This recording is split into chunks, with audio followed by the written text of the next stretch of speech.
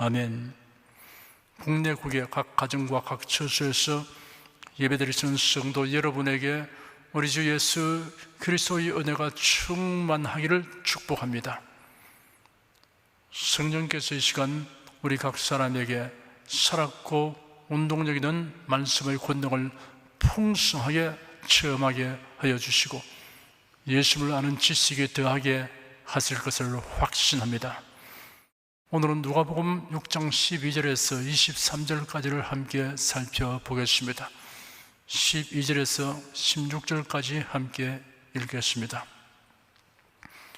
이때 예수께서 기도하시러 산으로 가사 밤이 맞도록 하나님께 기도하시고 밝음에 그 제자들을 부르사 그 중에서 12를 택하여 사도라 칭하셨으니 곧 베드로라고도 이름 주신 시몬과 및 그 형제 안드레와 및 야고보와 요한과 필립과 바돌로메와 마테와 도마와 및 알페오의 아들 야고보와 및 셀롯이라 하는 시몬과 및 야고보의 아들 유다와 및 예수를 파는 자들 가룟 유다라. 예수는 종종 한적한 곳에 가셔서 기도하셨습니다. 모든 일을 아버지 하나님의 뜻에 부합하게 행하시기 위해서입니다. 가령 어떤 사람이 기도를 매우 많이 한다고 알려져 있는데 마음 씀씀이나 행실이 세속적이고 악하면 기도의 기본 자체가 잘못된 것입니다.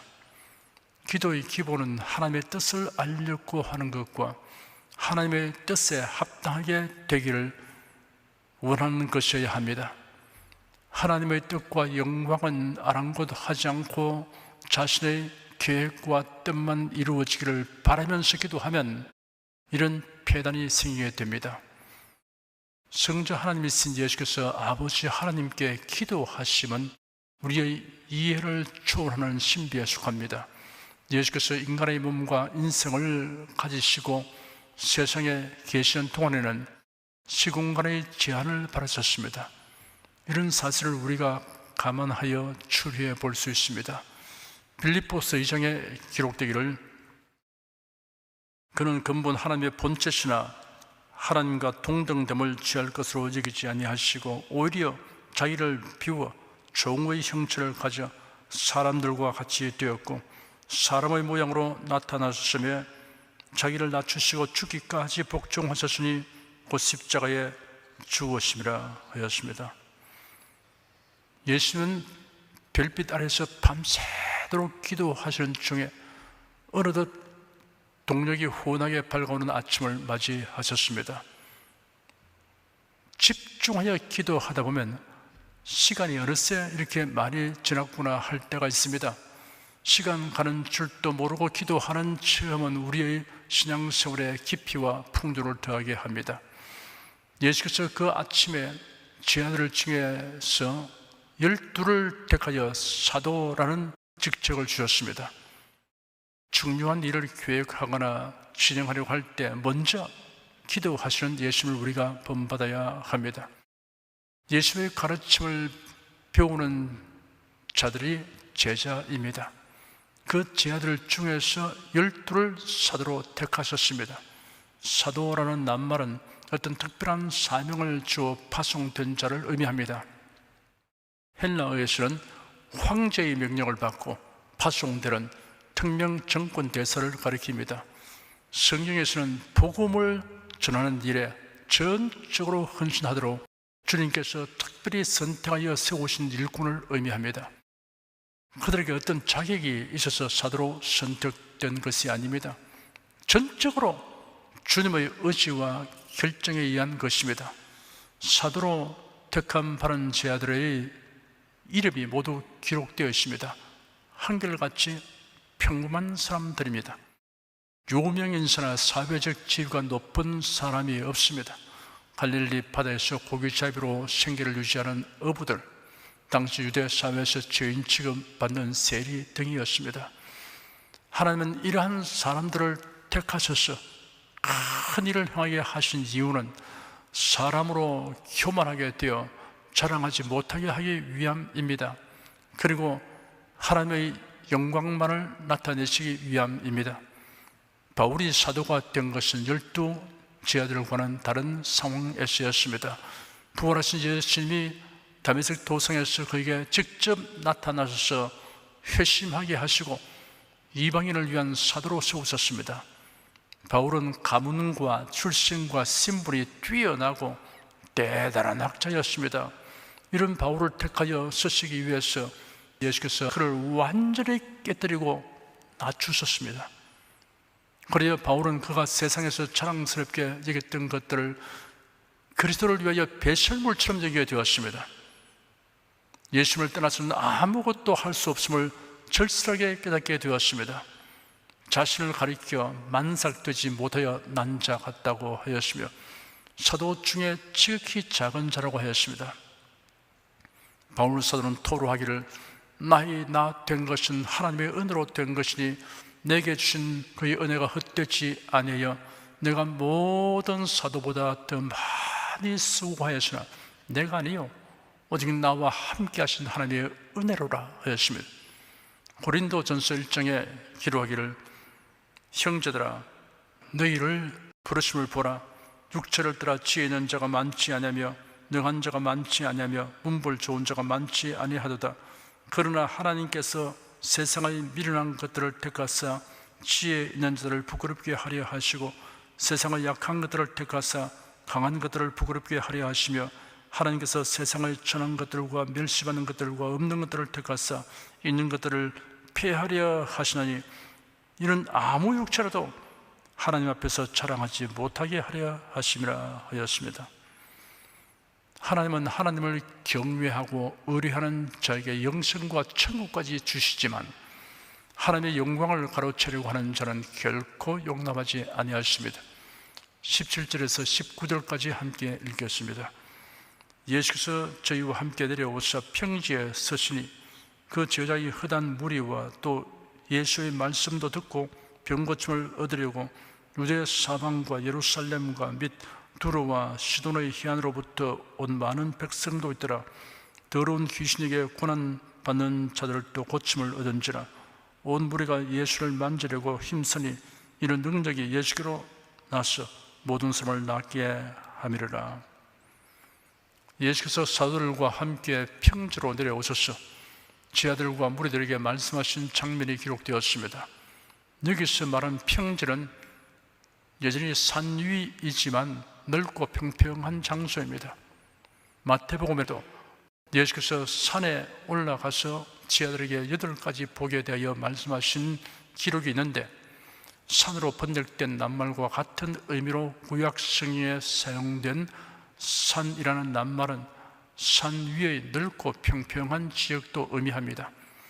그 평지에 제자들과 허다한 무리들이 예수님을 기다리고 있었습니다. 그 무리들은 온 유대와 예루살렘과 두로와 시돈 해안 지역에서 온 사람들이었습니다. 그들이 모여든 이유는 예수님의 말씀도 듣고 자신들의 병도 치료받기 위해서입니다. 예수께서 그들을 고쳐주셨습니다. 더러운 영들에게 고통을 당하는 이들도 고쳐주셨습니다. 20절에서 23절까지 함께 읽겠습니다. 예수께서 눈을 들어 제자들을 보시고 가라사대 가난한 자는 복이 나니 하나님의 나라가 너희 것이며 이제 줄인 자는 복이 나니 너희가 배부름을 얻을 것이며 이제 우는 자는 복이 나니 너희가 웃을 것이며 인자를 인하여 사람들이 너희를 미워하며 멀리하고 욕하고 너희 이름을 악하다 하여 부를 때는 너희에게 복이 되다. 그 날에 기뻐하고 뛰놀라. 하늘에서 너희 상이 큼이라. 저희 조상들이 선지자들에게 이와 같이 하였느니라. 20절에서 49절까지는 마태복음 5장에서 7장에 기록된 산상보훈과 상당 부분 중복되나 분량에는 차이가 있습니다. 예수께서 유사한 설교를 여러 번 하셨을 것입니다. 마태는 유사한 교훈들을 모아서 기록하였고 누가는 그 핵심적인 내용들을 그 가르침이 있었던 때와 문맥에 따라 적절하게 분산하여 기록한 것으로 우리가 이해할 수 있습니다. 예수께서 복 있는 자에 관하여 말씀하셨습니다. 지금 읽은 본문에는 복 있는 자를 세 부류로 지적하셨습니다. 가난한 자, 줄인 자, 인자를 위하여 미움받고 배척받는 자가 복이 있다고 하셨습니다. 상식으로 생각하면 수긍하기 어려운 말씀입니다. 그러므로 이를 이해하려면 성경 말씀을 해석하는 원칙을 따라야 합니다. 성경 말씀은 성경 말씀으로 풀어야 한다는 원칙입니다. 바울 사도가 말하기를 우리가 이것을 말하거니와 사람의 지혜의 가르친 말로 아니하고 오직 성령의 가르친 것으로 하니 신령한 일은 신령한 것으로 분별하느니라 하였습니다. 마태복음의 산상수훈에는 심령이 가난한 자, 의에 줄이고 목마른 자, 나를 위하여 핍박을 받은 자라고 하였습니다. 본문의 가난한 자와 줄인 자는 더 포괄적인 의미를 가집니다. 심한 가난과 결핍이 사람의 심령을 가난하게 하는 요인이 될 수 있으며 의를 사모하고 갈망하게 하는 요인이 될 수 있기 때문입니다. 오늘은 20절에 가난한 자는 복이 있나니 하나님의 나라가 너희 것이며 라는 말씀을 살펴보겠습니다. 가난한 생활을 원하거나 좋아할 사람은 없습니다. 세상에는 기이한 사람들이 있기 마련이므로 혹 예배는 있겠지만 보편적으로는 모든 사람이 넉넉하기를 원합니다. 그런데 예수님은 말씀하시기를 가난한 자는 복이 있다고 하였습니다. 부유한 생활과 신령한 생활은 상반된다고 여기는 사람이 있습니다. 그래야 모든 것을 다 버리고 수도자가 됩니다. 전혀 잘못된 생각은 아닙니다. 경제적 빈곤에 처한 신자에게는 교회 중심의 생활이 가장 즐겁습니다.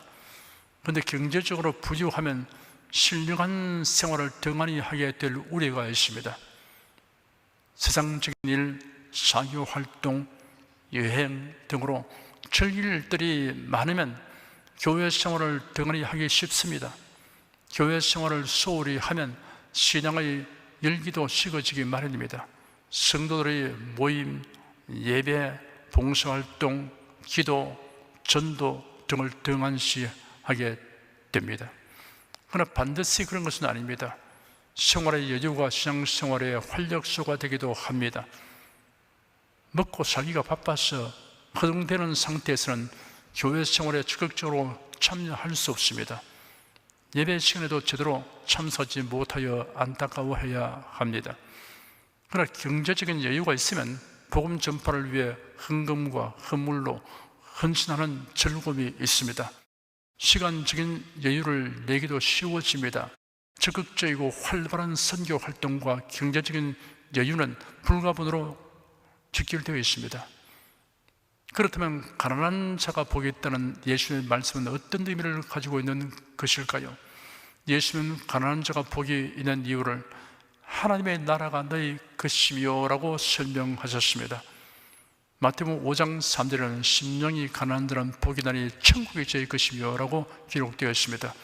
예수님이 말씀하신 가난은 곧 심령의 가난을 의미하고 있음을 알 수 있습니다. 그뿐 아니라 경제적인 궁핍이나 육신적인 결핍이 심령이 가난하게 되는데 관련이 있음을 말해 줍니다. 이러한 사실을 생각하면서 가난한 자는 복이 있나니 하나님의 나라가 너희 것이며 라는 말씀과 심령이 가난한 자는 복이 있나니 천국이 저희 것이며 라는 말씀을 연계하여 말씀해 드리겠습니다. 천국에 들어간다는 것은 달리 말하여 구원을 얻는다는 것인데 구원 얻는 길은 하나뿐입니다. 오직 예수 그리스도를 믿음으로만 구원을 얻습니다.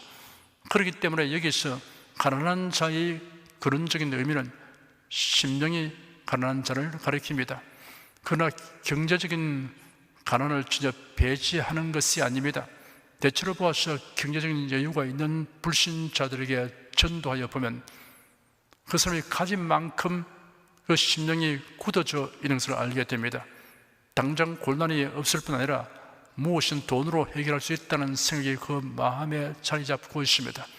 등단 썩고 배부른데 귀찮게 굴지 말라는 식입니다.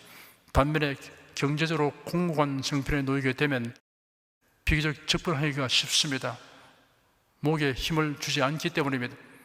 지난날 우리나라의 국민 전체가 대체로 가난하게 지낼 때는 별로 문단속으로 하지 않고 살았습니다. 그러니 이웃을 만나 전도하기가 쉬웠습니다. 요즘은 그때와는 상황이 판이하게 되었습니다.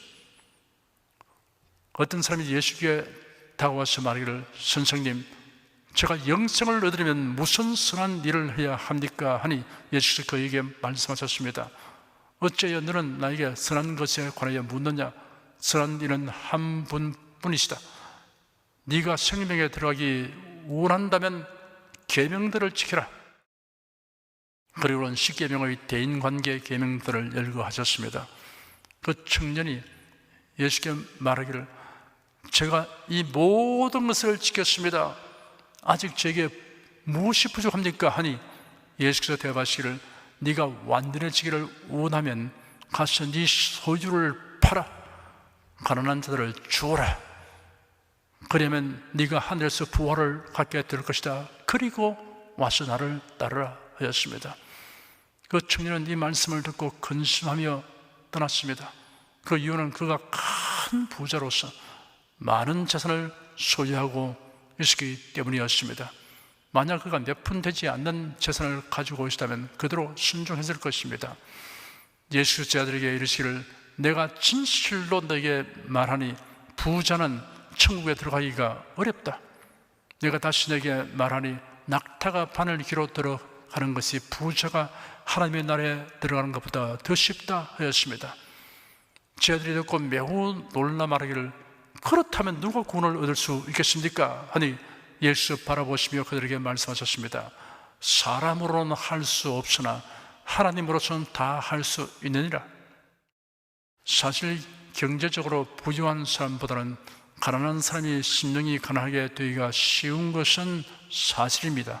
그러나 반드시 그런 것은 아닙니다. 찢어지게 가난한 생활을 하면서도 심령은 아집과 자만으로 가득 찬 사람도 있습니다. 그러므로 여기서 말하는 가난은 심령적인 것과 경제적인 것을 포괄하고 있다고 보아야 합니다. 성경에 사용된 헬라어에는 가난을 의미하는 낱말이 두 가지 있습니다. 페네스라는 낱말과 프토코스라는 낱말입니다. 페네스는 오직 자신의 노동으로 생계를 근근히 유지하는 사람의 가난을 말합니다. 본문에 사용된 낱말은 프토코스인데 이런 절대적인 극빈 상태를 의미합니다. 히브리어로는 에비온입니다. 비천하고 무력하여 아무것도 가진 것이 없는 사람의 가난을 말합니다. 이제 심령이 가난한 자에게 관하여 자세하게 풀어서 설명해 드리도록 하겠습니다.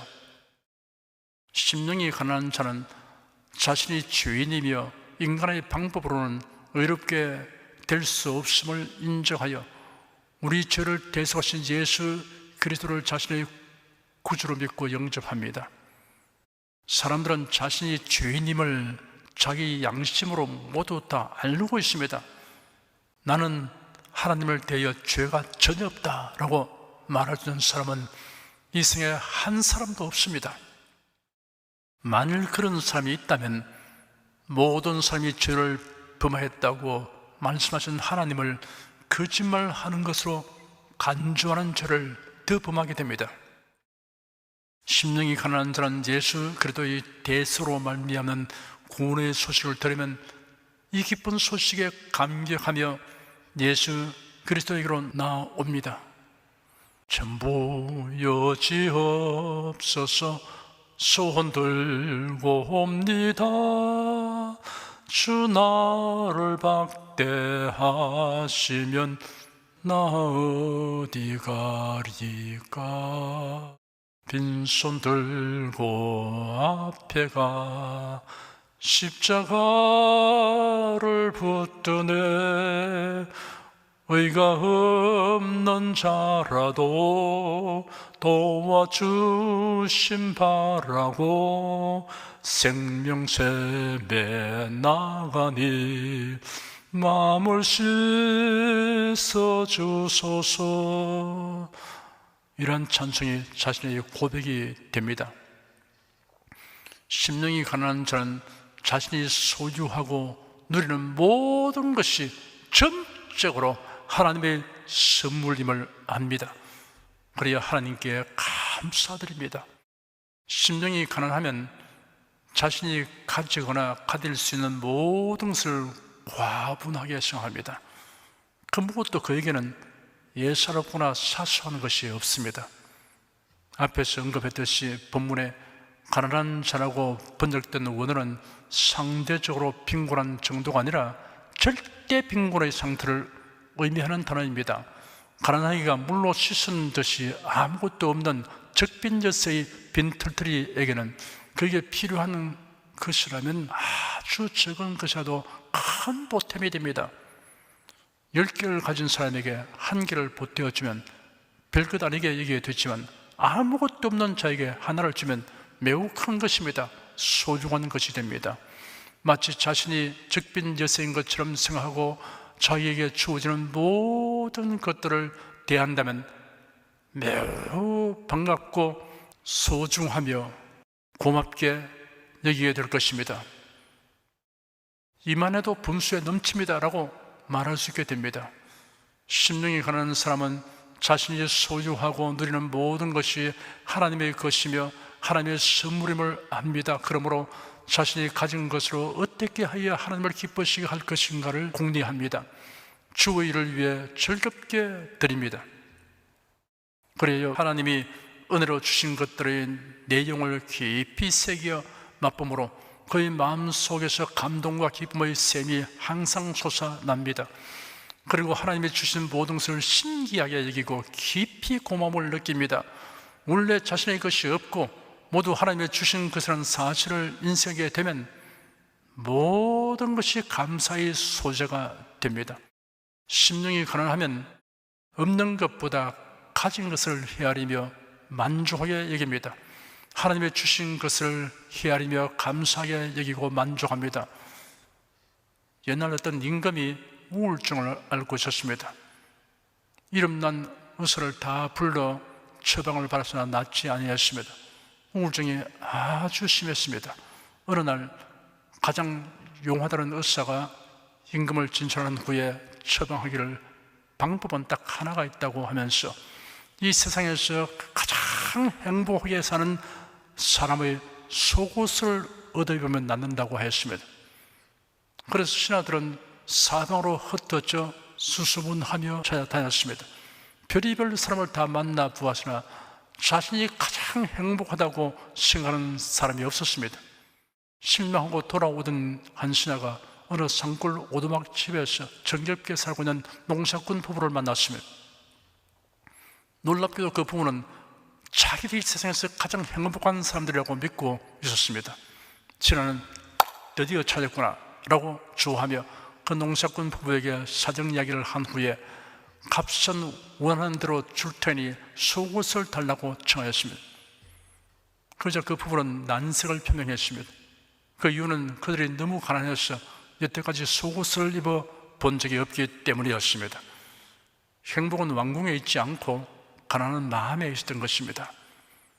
가난한 심령에는 천국의 기쁨과 평안과 행복이 깃들 자리가 마련됩니다. 마음을 비운 만큼 기쁨과 감사와 행복이 채워집니다.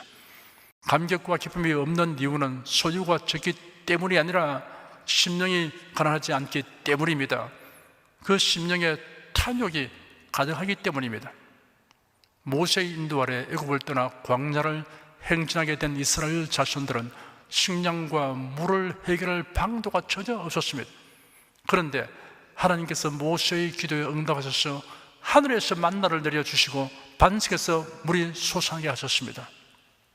처음에는 이것이 웬 은혜이며 웬 사랑이냐라고 감탄하였습니다. 그런데 매일 양식이 공급되니 당연시하였습니다. 그러다 보니 현실에 불편하고 없는 것만 생각하고 원망과 불평을 일삼게 되었습니다. 그 결과 하나님의 징벌로 다소가 광야에서 망하였습니다. 만일 그들의 심령이 늘 가난하였다면 매일 눈물겹게 감사했을 것입니다. 오 하나님, 우리가 전 형편에 정말 과분한 양식입니다, 분에 넘치는 은총입니다 라고 감사하고 찬송하였을 것이고, 그리했으면 하나님께서 손을 내밀어 그들을 적과꿀이 흐르는 가나안 땅으로 인도하셨을 것입니다. 사람들이 노력해서 생활에 필요한 것들을 생산하고 획득하는 것 같지만 사실 하나님의 은총을 입지 않고는 원하는 결과를 얻을 수 있는 것은 하나도 없습니다. 사람들이 농사를 지어나 곡식과 야채와 과일이 자라고 열매맺는 데 있어서 결정적인 요건은 사람의 기술과 노력으로는 대체할 수 없는 것들입니다. 심령의 탐욕이 가득한 사람은 늘 불평하고 원망하며 삽니다. 많이 가져도 감사할 줄을 모릅니다. 가진 것이 적으면 불만이 가득합니다. 그래야 이 세상을 지옥같이 살아갑니다. 반면에 심령이 가난하게 되면 항상 기뻐하고 범사에 감사하는 생활을 하게 됩니다. 초막이나 궁궐이나 내 주 예수 모신 곳이 그 어디나 하늘나라라는 찬송이 자신의 고백이 됩니다. 더 많은 것을 소유하기 위해 간구하는 것도 좋습니다. 그러나 가난한 심령이 되도록 하는 것을 잊지 말아야 합니다. 심령이 가난하여 기쁨과 감사가 넘쳐 심령 천국이 되어 있는 성도는 무엇을 구해도 지나치거나 잘못되지 않습니다. 심령이 가난한 사람은 모든 것을 과분하게 생각합니다. 그러니 감사하면서 살아갑니다. 이렇게 감사한 마음에 천국의 기쁨과 평안이 자리 잡게 됩니다. 심령이 가난한 자는 일생을 하나님의 신령한 은사와 상급을 사모하기를 거치지 않습니다. 심령이 가난한 사람은 자만하거나 태만하지 않습니다.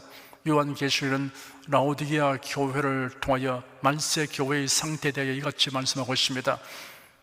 네가 말하기를 나는 부자라 부유하여 부족한 것이 없다 하나 네 곤고한 것과 가난한 것과 눈먼 것과 벌거벗은 것을 알지 못하도다 하였습니다. 우리는 오랜 기독교 문화와 전통을 이어받았다. 의식과 제도와 신학을 가졌다. 우리는 부자다 하면서 예배와 전도를 소홀히 하는 교회는 라오디게아 교회입니다. 나는 평생토록 교회 다녔다. 각종 봉사도 다 해보았다. 성경도 많이 읽었고 설교도 무수하게 들었다. 이제는 적당히 생생을 해도 된다 라고 말하는 진짜는 라오디게아 교회 교인입니다. 사도 바울은 형제들아 나는 아직 내가 잡은 줄로 여기지 아니하고 오직 한 일 즉 뒤에 있는 것은 잊어버리고 앞에 있는 것을 잡으려고 표대를 향하여 그래서 예수 안에서 하나님의 위에서 부르신 부름의 상을 위하여 쫓아가노라 하였습니다. 그런 고린도 교인들에게 내 사랑하는 형제들아 견고하며 흔들리지 말며 항상 주일에 더욱 힘쓰는 자들이 되라. 이는 너희 수고가 주 안에서 헛되지 않은 줄을 알미니라 하였습니다. 목표를 상향 조정하고 계속 주일에 힘쓰며 하나님의 주신 상급을 사모하였습니다. 이러한 자세가 심령이 가난한 자의 신앙 자세입니다. 자고하고 자만하는 자에게는 성장과 발전이 거칩니다. 하나님이 주신 신령한 은사와 복이 거치게 됩니다. 심령이 가난한 자는 일생 하나님을 앙망하며 더욱 큰 은사를 사모합니다. 언제나 하나님의 도와주심과 복주심을 갈망합니다. 하나님을 항상 앙망하는 자의 심령은 하나님의 통치를 경험하는 심령 천국을 누리게 됩니다. 심령이 가난한 자는 복이 나니 천국이 저희 것이요 라고 하였는데 여기서 말하는 천국은 세상 나라가 아닌 하나님의 나라입니다. 예수님이 예비하신 아버지의 집이라고 부르는 것입니다. 천국은 성도들이 장차 들어가서 영원히 살게 될 실제하는 처소입니다. 사람이 이 세상에서 언제 어디에서 어떻게 살았든 천국에 들어가게 된다면 세상에 태어난 것과 세상에서 살았던 것이 행운 중의 행운입니다. 반면에 세상에서 온갖 즐거움을 누리며 호의호식하고 살았다고 해도 천국에 들어가지 못한다면 태어난 날과 한평생이 다 저주일 뿐입니다. 누구든지 천국과 지옥이 어떠한 곳인가를 알게 된다면 어찌하든 지옥만은 가지 말아야 한다는 말을 결코 무심하게 듣고 지나치지 아니할 것입니다. 심령이 가난한 자는 하나님의 나라가 너희 것이다 라는 주님의 말씀을 듣는 여러분은 진실로 복이 있습니다. 기도하겠습니다. 천국은 가난한 자의 것이므로 복이 있다는 말씀의 깊은 뜻을 세상 지식과 경험으로는 도저히 알 수 없고 오직 성령과 예수 그리스도를 아는 지식으로 알게 됨을 감사드립니다. 오늘 받고 깨달은 대로 일생을 한결같이 심령이 가난한 자로서 합당하게 살기를 결심하는 성도들을 성령께서 도와주시옵소서. 주 예수 그리스도 이름으로 기도드립니다. 아멘. 찬송가 543장을 부르십시다.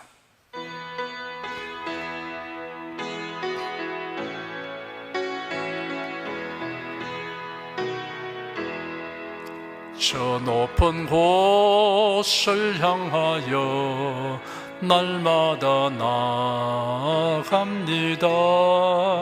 내 뜻과 정성 모두어 날마다 기도합니다.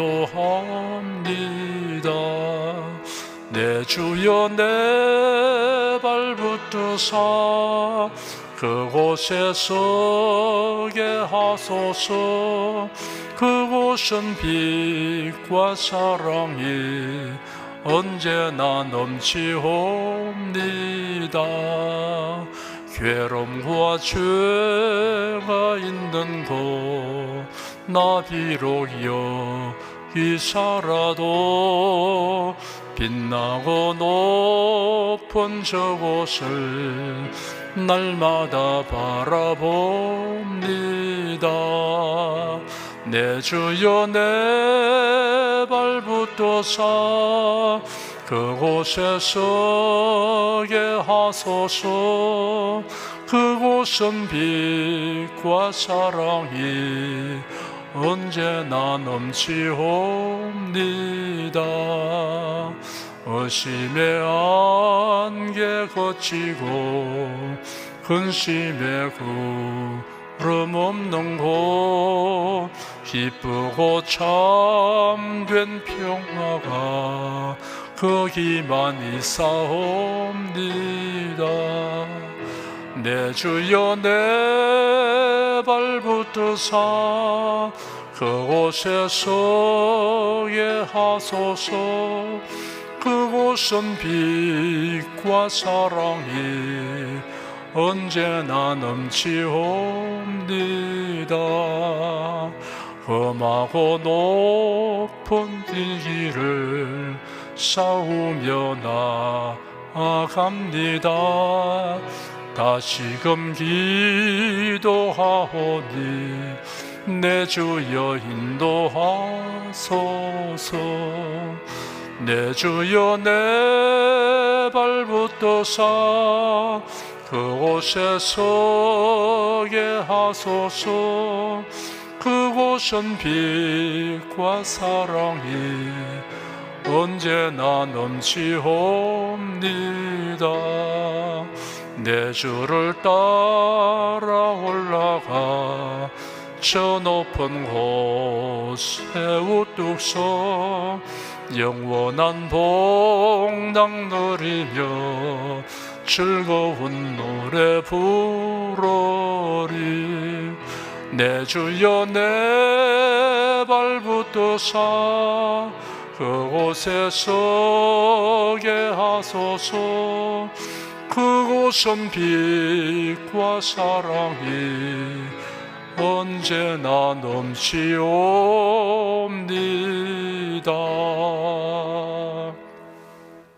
여러분 중에 그리스도인이 아니었으나 지금 하나님의 나라 백성이 되고 하나님의 자녀가 되기를 원하시는 분이나 지난날 교회에 다녔으나 그동안 신앙생활을 하지 아니하신 분은 지금 저를 따라서 신앙 고백 기도를 하시기 바랍니다. 성도 여러분은 자신의 신앙을 견고히 하기 위해서 함께 기도하시기 바랍니다.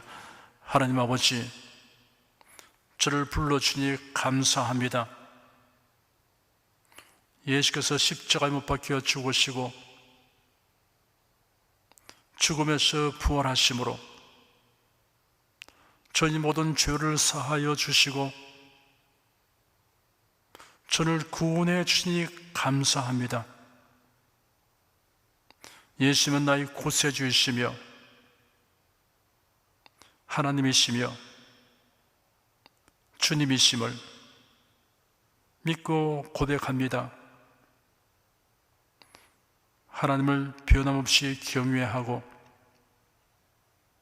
사랑하고 의지하며 살겠습니다. 힘써 복음을 전하며 살겠습니다. 예수님 이름으로 기도드립니다. 아멘. 여러분 가슴에 손을 얹으십시오. 우리 기도를 응답하신 하나님을 앙망하시기 바랍니다. 병약한 분들은 아픈데 믿음의 손을 얹으십시오. 주 성령께서 우리 가운데 임하여 계십니다. 예수님의 사랑과 능력과 대속의 은혜로서 우리를 치료하여 주십니다. 성령의 나타남과 능력으로 표적과 기사를 베풀어 주십니다. 나는 너희를 치료하는 여호와임이라 예수께서 가르치시며 천국 복음을 전파하시며 모든 병과 모든 약한 것을 고치시니라. 너희 중에 병든 자가 있느냐 위하여 기도할지니라.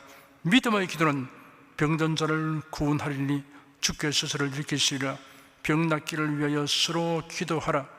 이러한 성경 말씀에 의거하여 우리가 하나님께 신주를 간구하오니 응답하여 주시옵소서. 너희가 얻지 못하면 구하지 않기 때문이라고 말씀하셨으므로 기도하는 담력과 즐거움을 주시니 감사합니다.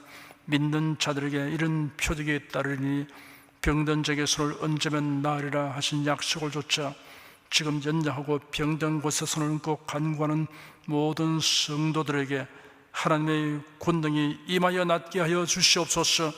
병들어 고통하는 친족과 교우들을 위하여 기도하오니 불쌍히 여기시고 치료하여 주시옵소서. 모든 병과 모든 약한 것을 고치신 예수님께 간구합니다. 상한 몸, 병든 몸을 고쳐 주시옵소서. 뇌, 구강, 혀, 척수, 갑상선, 림파선, 뼈, 골수, 인대, 관절, 디스크, 근육, 신경, 혈액, 혈관, 피부를 고쳐 주시옵소서. 시각기관, 청각기관, 심장, 호흡기, 소화기, 비뇨기 기능이 완전하게 하여 주시옵소서. 예수 그리스도의 이름으로 명한다. 병만은 물러가라. 통증과 염증은 나을지어다. 암과 종양은 소멸될지어다. 각종 장애는 치유될지어다. 예수 그리스도의 이름으로 명하노라. 지금 낫게 될지어다. 순식간에 나을지어다. 모든 병과 모든 약함은 치유될지어다. 병약의식은 제거되고 건강의식으로 충만하게 될지어다. 신주의 능력이 몸과 마음에 계속 머물러 있게 하여 주시옵소서. 몸과 마음이 마치 유황가에서 나온 송아지처럼 독수리가 날개치며 올라감같이 활기차게 하여 주시옵소서. 생활에 다가오는 풍파는 고요하고 잠잠하게 하여 주시옵소서. 모든 일에 항상 모든 것이 능력하여 드리고 베푸는 일을 풍성하게 행하도록 하여 주시옵소서. 슬픈 일을 당한 성도들에게 주님께서 손 내밀어 붙들어 주시고 주님의 음성을 들려 주시옵소서. 슬픔보다 더 큰 위로가 임하여 속히 극복하게 하여 주시옵소서. 가정이 평안하고 가족이 모두 독실한 신앙을 가지게 하여 주시옵소서. 탁월한 지혜와 명철을 주셔서 모든 일을 바르게 분별하고 판단하며 선택할 수 있게 하여 주시옵소서. 어쩌나 오늘이나 동일하신 예수께서 지금도 우리를 용서하시고 치유하시며 위로하여 주니 감사합니다. 예수 그리스도 이름으로 기도드립니다. 아멘. 내 믿음대로 될지어다. 기쁘고 감사한 마음으로 예물을 드리십시다. 천지 만물을 창조하시고 주관하시는 거룩하신 하나님 아버지, 지난 한 주간 우리를 주님의 돌보시는 은혜 가운데 살게 하시고 오늘 거룩한 주의 날에 성도들이 모여 신령과 진정의 예배를 드리게 하여 주시니 감사합니다.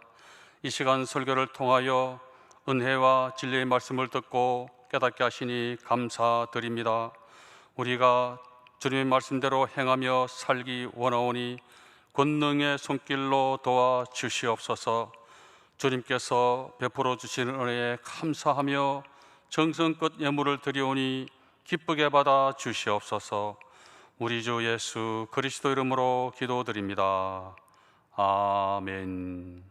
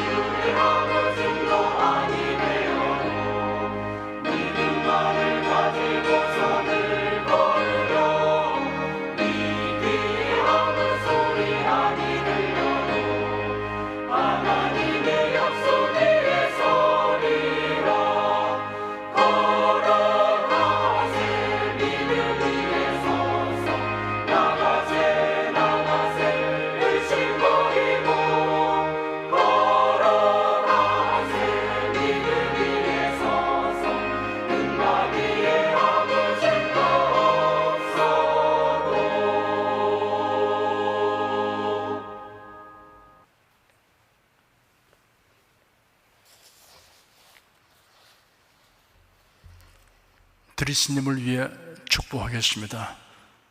하나님께 감사헌금 11조 건축헌금 선교헌금 1,000교회 설립헌금을 드렸습니다. 향기로운 제물로 연락해 주시고 우리 성도의 모든 손길에 풍성함을 주시옵소서. 예수 그리스도 이름으로 축복하며 기도드립니다. 아멘. 성령 부르겠습니다.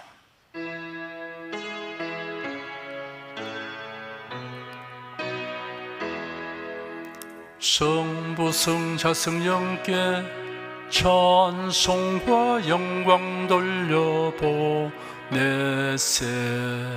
태초로 지금까지 또 영원 무궁토록 성삼위께 영광 영광. 아멘. 우리 주 예수 그리스도의 은혜와 하나님 아버지의 사랑과 성령의 교통하심이 은혜와 진리 가운데 살아가는 모든 성도들 위해 임하시옵기를 축원합니다. 아멘.